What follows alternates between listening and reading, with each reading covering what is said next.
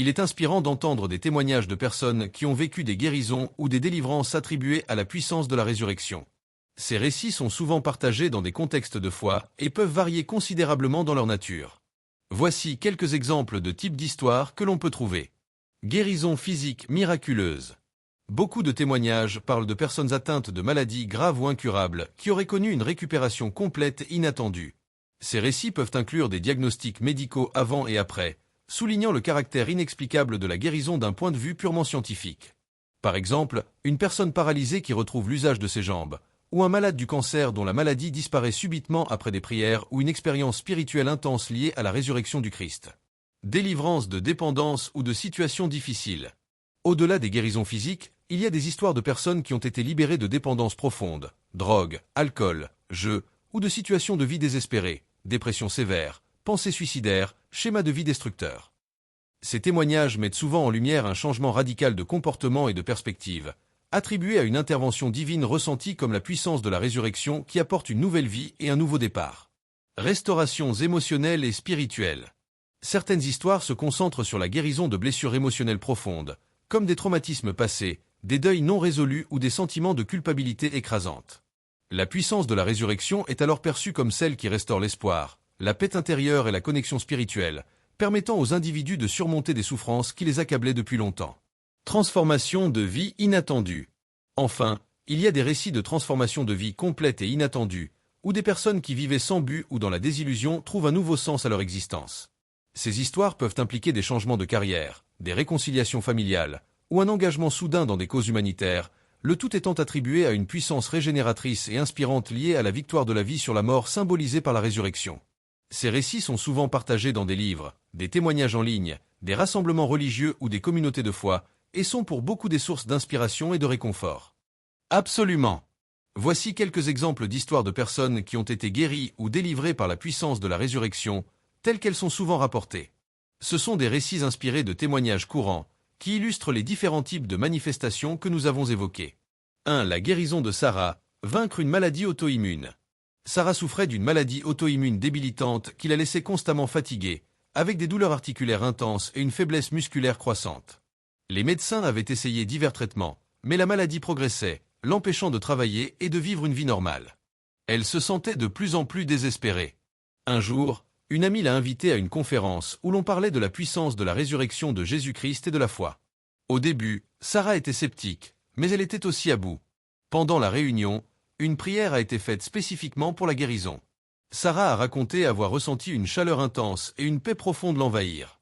Dans les jours et les semaines qui ont suivi, ses symptômes ont commencé à s'estomper de manière inexplicable. Les douleurs ont diminué, sa fatigue a disparu et elle a retrouvé sa force. Des examens médicaux ultérieurs ont montré une rémission complète de sa maladie, sans explication médicale claire. Pour Sarah, c'était la puissance de la résurrection qui avait apporté une nouvelle vie à son corps malade. 2. La délivrance de Marc, l'échappée aux enchaînements de la drogue. Marc était piégé dans une dépendance sévère à la drogue depuis plus de 15 ans. Sa vie était un chaos de dettes, de relations brisées et de tentatives de sevrage infructueuses. Il avait tout perdu, son emploi, sa dignité et presque sa famille. Malgré de nombreuses tentatives de désintoxication, il replongeait toujours, se sentant impuissant face à ses pulsions. Un soir, au plus profond de son désespoir, il a crié à l'aide, se souvenant d'histoires de rédemption qu'il avait entendues dans son enfance. Il a dit avoir eu une expérience spirituelle intense où il a ressenti une présence puissante, comme une main tendue vers lui. À partir de ce moment-là, quelque chose en lui a changé. L'envie irrésistible de consommer de la drogue a commencé à s'atténuer. Il a trouvé la force de chercher de l'aide professionnelle et de s'engager sérieusement dans un programme de rétablissement. Les amis et la famille qu'il avait vu échouer tant de fois ont été témoins de sa transformation radicale. Marc est devenu un homme libre, attribuant sa délivrance non pas seulement à sa volonté, mais à une puissance de résurrection qu'il avait tirée des ténèbres et lui avait donné un nouveau départ. 3. La restauration d'Élise, retrouver la joie après un deuil profond. Élise était plongée dans une dépression profonde et un chagrin inconsolable après la perte tragique de son enfant. Pendant des années, elle avait vécu dans une sorte de brouillard, la joie lui semblait inaccessible et elle avait perdu tout sens à la vie. Ses relations se détérioraient, elle se sentait prisonnière de sa douleur. Malgré les thérapies et le soutien de ses proches, rien ne semblait vraiment l'aider à sortir de cet abîme. Un jour, une amie lui a parlé de l'espérance qu'offre la résurrection, non seulement pour l'au-delà, mais aussi pour une vie nouvelle ici et maintenant. Élise a commencé à explorer cette idée. Progressivement, elle a ressenti une paix inexplicable inonder son cœur. Elle a pu commencer à se souvenir de son enfant avec amour et gratitude plutôt qu'avec une douleur accablante. La tristesse n'a pas disparu entièrement, mais elle a été remplacée par une sérénité et une joie renouvelée qui lui ont permis de reconstruire sa vie. Elle a recommencé à s'engager, à rire et à trouver un but. Élise témoigne que la puissance de la résurrection a restauré son âme et lui a permis de passer de la mort émotionnelle à une vie pleine d'espoir. Ces histoires, qu'elles soient vécues personnellement ou entendues de la bouche de témoins, sont des exemples de la manière dont les gens interprètent la puissance de la résurrection comme une force transformatrice et porteuse de vie. 1. La guérison de Sarah, vaincre une maladie auto-immune incurable. Sarah, une femme dynamique dans la quarantaine, avait toujours mené une vie active. Cependant, tout a basculé lorsqu'elle a été diagnostiquée avec une sclérose en plaques progressive. Au début, ce n'était que des engourdissements occasionnels, mais rapidement, la maladie a commencé à ronger son énergie et sa mobilité. Elle a perdu la sensibilité dans ses jambes, souffrait de douleurs neuropathiques intenses et la fatigue était si écrasante qu'elle passait ses journées couchée. Les traitements conventionnels ne ralentissaient que légèrement la progression et les médecins lui avaient clairement fait comprendre qu'il n'y avait pas de remède. Sarah était tombée dans un désespoir profond, craignant de finir ses jours entièrement dépendante. C'est à cette période que son amie, une femme de foi, l'a encouragée à assister à un rassemblement où l'on priait pour les malades. Sarah, initialement réticente et épuisée, a accepté par dépit. Pendant la prière, alors qu'elle ne ressentait rien de particulier au début, une sensation de chaleur douce mais intense a commencé à irradier de sa poitrine, se répandant dans tout son corps, jusqu'à ses membres engourdis. Elle a également ressenti une paix qu'elle n'avait pas connue depuis des années, une paix qui transcendait sa douleur physique. Le lendemain, à son réveil, Sarah a constaté quelque chose d'incroyable. La fatigue chronique qui la clouait au lit avait disparu. Elle a pu se lever sans effort, et les engourdissements dans ses jambes avaient diminué de façon spectaculaire. En quelques jours, elle a retrouvé la pleine sensation et la force dans ses membres. Les douleurs neuropathiques se sont estompées. Incrédules, ses médecins ont refait tous les tests. Les résultats ont révélé une rémission complète et inexpliquée de sa sclérose en plaques.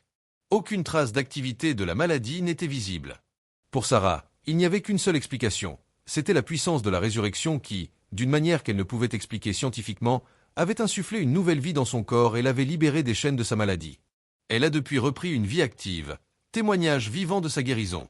2. La délivrance de Marc, l'échappée aux enchaînements de la toxicomanie. Marc, un homme d'une trentaine d'années, était emprisonné depuis l'adolescence dans les griffes de la toxicomanie, principalement la méthamphétamine. Son existence était un cycle infernal de consommation, de mensonges, de vols et de séjours en prison. Il avait brisé tous les ponts avec sa famille et ses amis d'enfance. Malgré plusieurs cures de désintoxication coûteuses et des promesses sincères à lui-même et à ses proches, il replongeait inévitablement, chaque rechute le plongeant plus profondément dans la culpabilité et le désespoir. Il avait atteint un point où il envisageait sérieusement de mettre fin à ses jours, ne voyant aucune issue à son calvaire.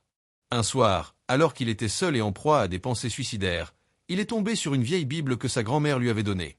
Sans vraiment y croire, il a commencé à lire et est tombé sur des passages parlant de la mort et de la résurrection du Christ, et de la possibilité d'une nouvelle vie.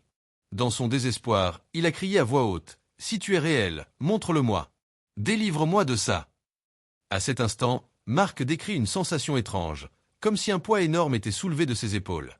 L'envie irrésistible et lancinante de consommer, qui le torturait constamment, a subitement diminué. Le lendemain, pour la première fois depuis des années, Marc s'est réveillé sans la compulsion immédiate de se droguer. Cette journée en a entraîné une autre, puis une semaine, puis un mois.